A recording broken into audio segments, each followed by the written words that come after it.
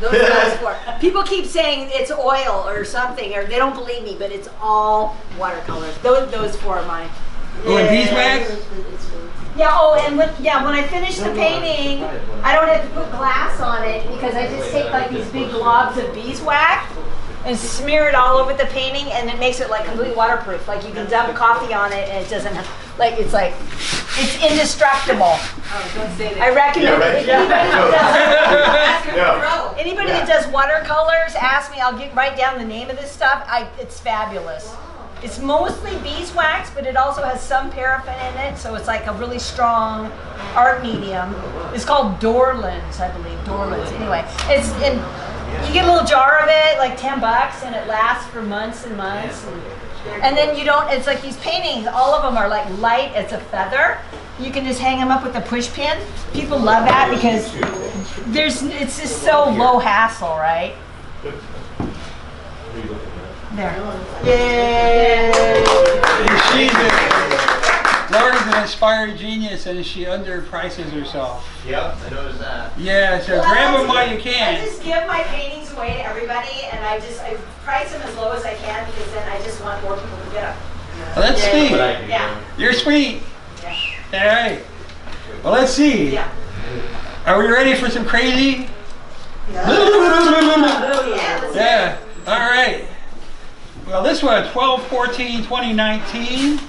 It's just, just at the beginning, but we didn't know it yet. And this was called Splash. The door in front says, "Welcome." It's ajar, so I might enter in. Hopes of avoiding cold shivers, just behind another door appears. Covered with drips and splashes in brightly colored paints, boldly forms expressions. The absurdity of life. Looking forward to the joy of bounding through the portal to peaks of mysterious delight. Secure that I may enter, the door is tightly barred. Looking through the keyhole, wild streaks of vivid color. Enticed, I grab the handle. The door remains locked to me, the intimate outsider. Finally, I look around me. Our worn and stiff brushes discarded. Dry paint palettes no longer useful. Squeezed out tip tubes lie scattered. Torn canvases surround me. Rejected, dejected, and unused and empty, I back out into the lonely cold.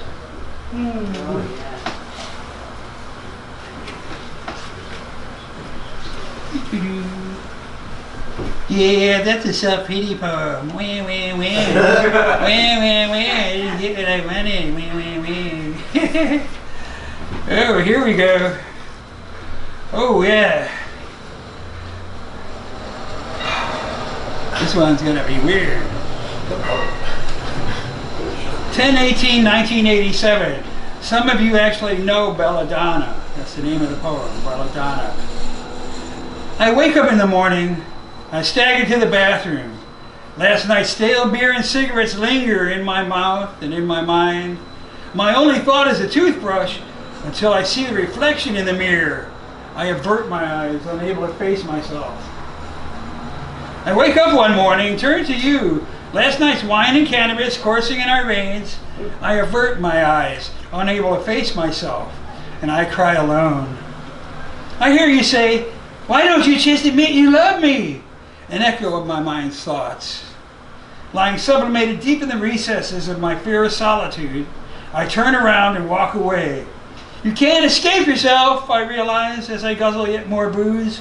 My heart is a disaster area as I see the wine glass in your hand.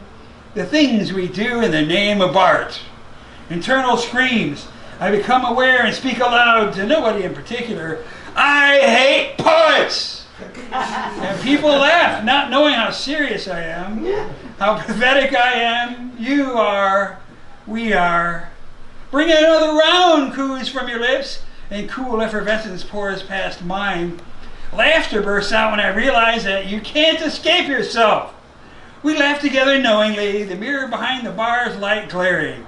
I see your reflection sitting next to mine. I avert my eyes, unable to distinguish the four images, spinning and spinning and spinning in my consciousness, or my semblance of consciousness to be more concise. And I make a decision.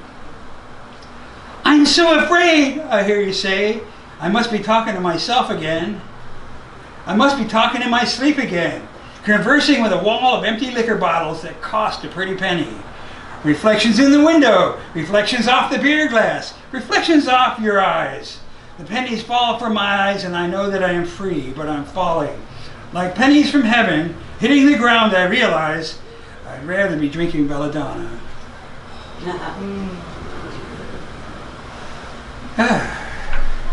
Some of you knew her. She's dead.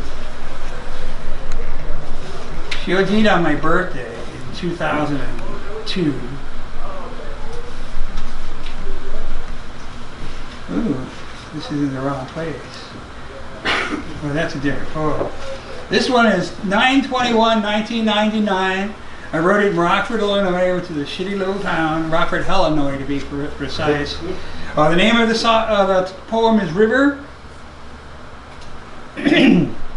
Water. Anybody's water, I don't care. No, it's probably river. River water. Thank you. Should have been. I should have brought it with me. Lack of foresight, folks.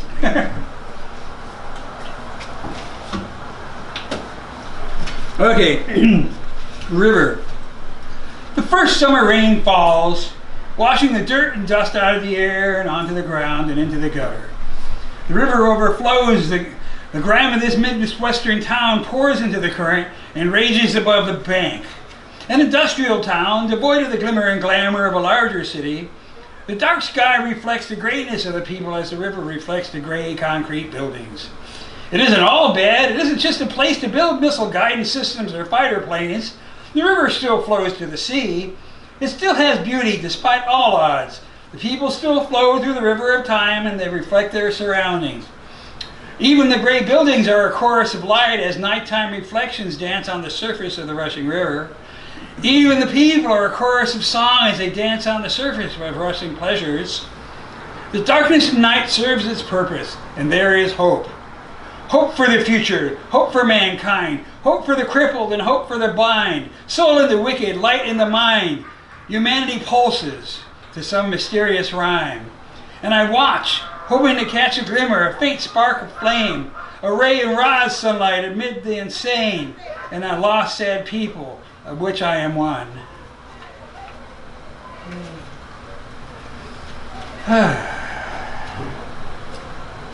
Yeah, I didn't like being in Rockford. Going there was an error, except if I hadn't gone there, I wouldn't have met her, so it wasn't an error. It wasn't an error. No, it wasn't an error. Just a long trod. Well, this is, I put this one on here? No, that's not the one I put on there. This is the one I put on there. 010310, 2010, January. Golden ring. The wheel of life spins round, revolving so quickly, sight often a blur, unable to see what's in front of me or where I'm going unknown. Occasion has it, I think, I see clearly. I know who I am. I know who loves me. Round and round my blood flows, pulsing through my heart. I know who you are and I know who loves me. The carousel spins. I've ridden all the ponies. I find the one that best suits me and I hold on as I reach. I grab the golden ring, not impure brass, but noble gold. Listening in the night, the light to shine a light into my soul. I finally grasp the ring, thinking now my life is complete, my heart fulfilled, my spirit contented. Until I find to my grand dismay that the ring of gold is painted clay, dissolving into powder at my touch, like shards of pottery from an ancient dig. Once bright and wondrous, now faded to obscurity and lost to the sands of time. What number was that? That was 4. Here we go. We're number 5. It's hidden. 1, 2, 3, 4.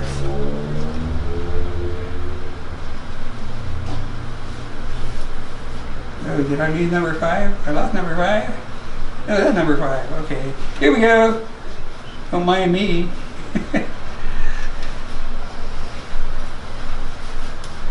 Here we are. Don't mind me, I should have printed these out, you know. Here we are. Oh, tornado. This was 9/25/2014. Actually, some of my poems I don't even give a title, I just give a date, but you've been hearing the titles of most of them. I dance in the eye of a tornado. It doesn't get any higher than this. Undue pressure, breath sucked out. It doesn't get any lower than this. I hear the howling of poets repeating the same verse over and over and over, as if unable to do otherwise, unable to contain the howling wind of their continuous voices. Each a different refrain, a cacophony of words, all fraught with deep meaning. I dance to this sound, mesmerized. Swirling around me, I see pages torn from books and shredded by the relentless wind, never to be seen, only to be rumored to have been, and gone.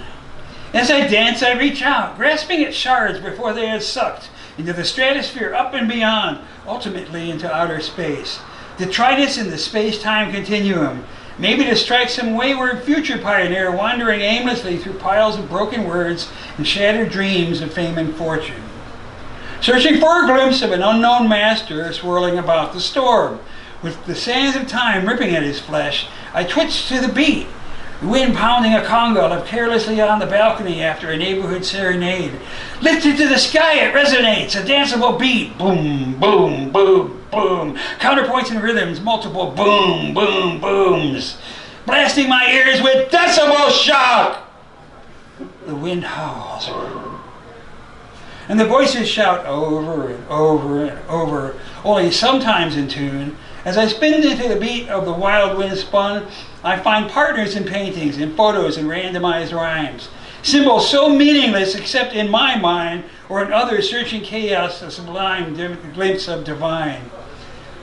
Spiral tornado vacuums, up goes the house. It falls on no witches speaking poetic spells. Sirens scream in the background, dark drunk basements of the past.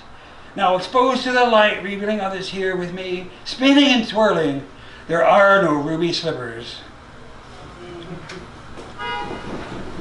Here's the last one. Oh, this is the last one. Do I want to read anything else first?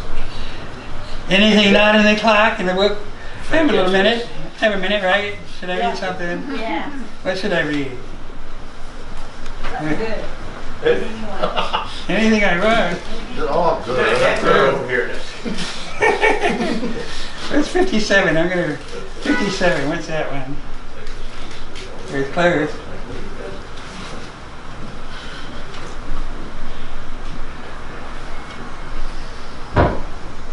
Oh, I'll just read this one.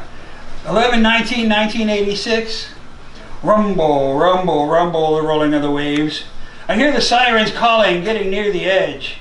The waves lap at my feet, so strong I can't ignore. I can't go back. I don't want to go back. You won't see me there once more. I feel the current pulling.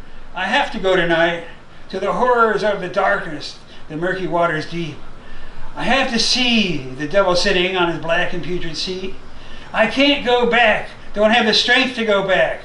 You've seen me here once more. Oh, here's the last one. This is the end of the book. Is that a spoiler alert? A spider web? No. 1977. It's titled Humankind. With a wisp of the night, she descends from a star. She says to me, turns and says, "You are to go far." I just wonder why.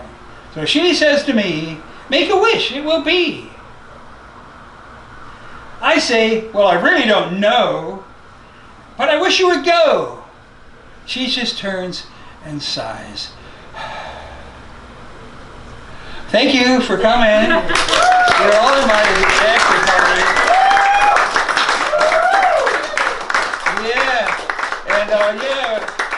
At 10 o'clock we're going to try to give Steve his space back. But in the meantime, everyone can come to the after party. If you don't have the address, you'll get it. Yeah. Anyway. Yeah, it'll be fun. All right, it'll be fun. It'll be chill. And yeah. Oh, Chris. Oh, thank you, Grace Dager. Thank you all. Thank you.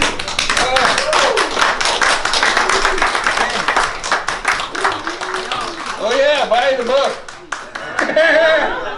Buy the book. It's only $10. You get it. So this is how that works. Go to Joe. Joe. Yeah, she got it. But she got the money back. Oh no, just take it to her. Rentsburg, you want me to Sign it. sign it? Exactly what I was thinking. Oh, you already brought it home. Okay. Oh, hello. Oh, my goodness. Hey. Oh, There we go. I need a working pen. My whole box of them right over there. Oh, I see. My pen guy. What's that? The penless poet. Okay. Right. The penless poet. Yes.